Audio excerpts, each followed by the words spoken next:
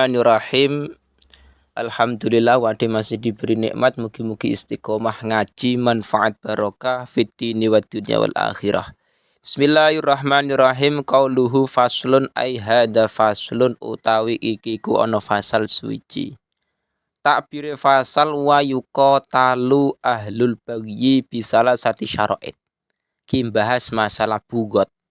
Bugot itu siapa? Bugot iku firqatun muslimuna mukhalifuna lil imamil adil. Jadi orang-orang atau kelompok Islam yang mana di situ adalah memberontak kepada imam yang adil. Nah, ini yang menjadi problem kita. Jadi meskipun statusnya adalah Islam, tapi ketika dia memberontak atau statusnya bugot kepada imam yang adil, maka nantinya ada hukuman tersendiri bagi bugot tersebut.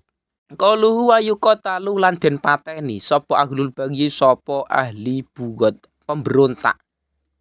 Ayuqatiluhum al imam dalam syarae. Imam nanti yang memutuskan bugot ini akan dibunuh, dipateni.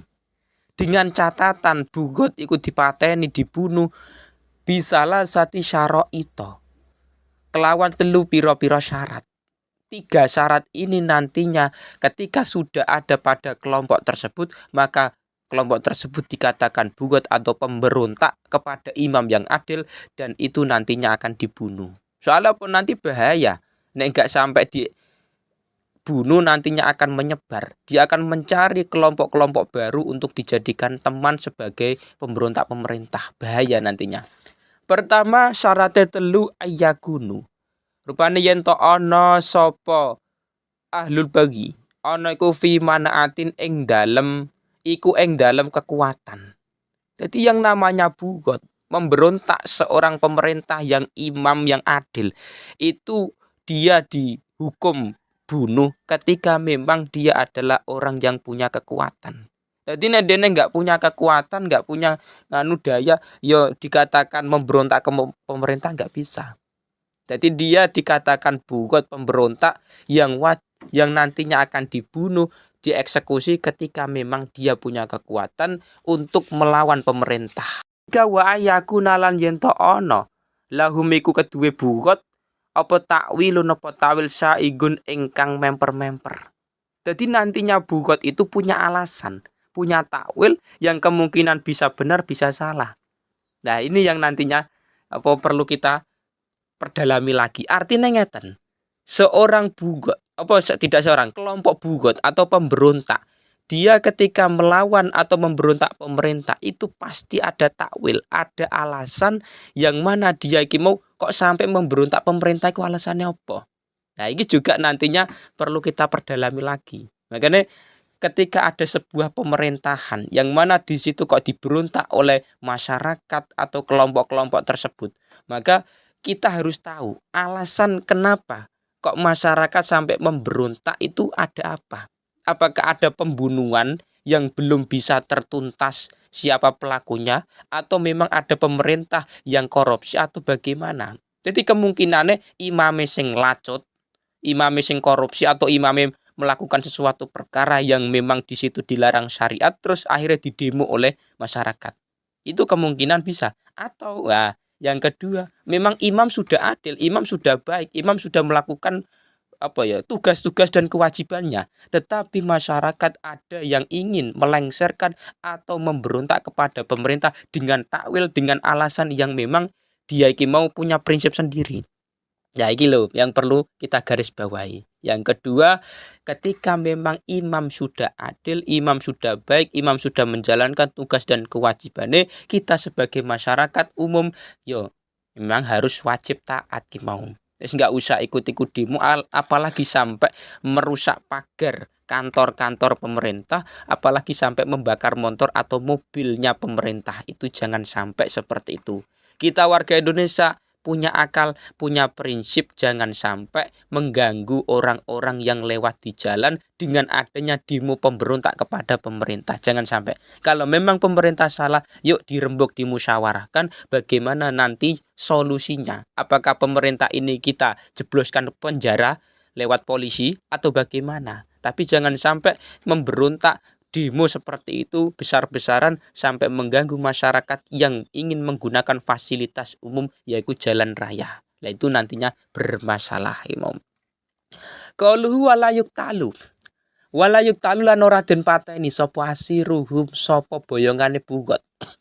Ketika nantinya bugot orang yang memberontak pemerintah itu adalah orang yang memang kelompok yang bisa membawa boyongan. Jadi dia ini punya tawanan. Misalkan ya, kelompok bugot ada 100 orang. Dia berhasil mentawan orang misalkan 5 orang. Maka 5 orang yang menjadi boyongan iki mau. Itu bukan golongan dari bugot.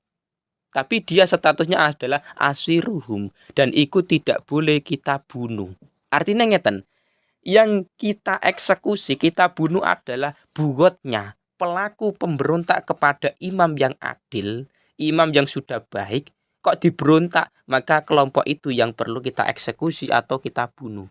Tetapi boyongane, orang yang ditawan itu tidak masuk tidak masuk hukuman kita bunuh, tidak.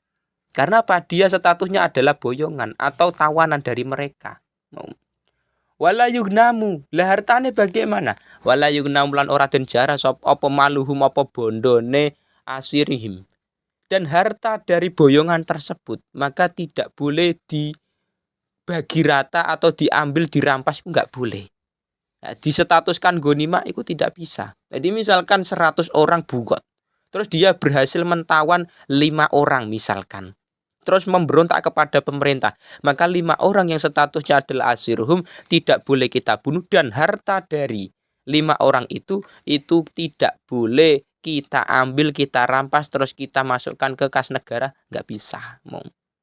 Karena beda statusnya antara orang yang ditawan atau orang yang diboyong dengan orang yang memboyong atau orang yang mentawan alias bugot tadi, ku beda hukumnya. Wala yudhafafu lan ora den cepetake apa jari hukum apa matine bugot.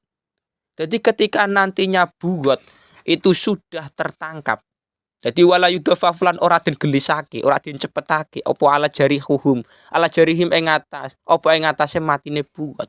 Status bugot ketika sudah tertangkap, dia benar-benar adalah orang yang memberontak kepada imam yang adil, maka dia dibunuh.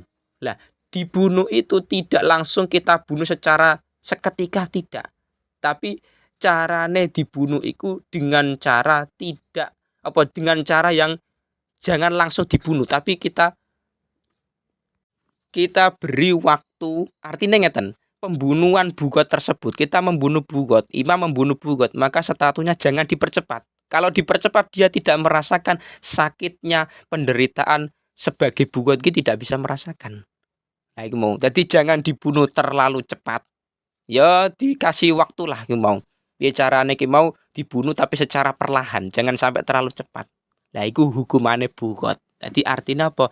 Kita sebagai masyarakat iku mengaji kitab takrib ini paham masalah bugot. Jangan sampai kita orang Islam, meskipun orang Islam, jangan sampai kita memberontak kepada imam yang adil, imam yang sudah baik. Iku jangan sampai kita memberontak kepada mereka pemerintah ki mau.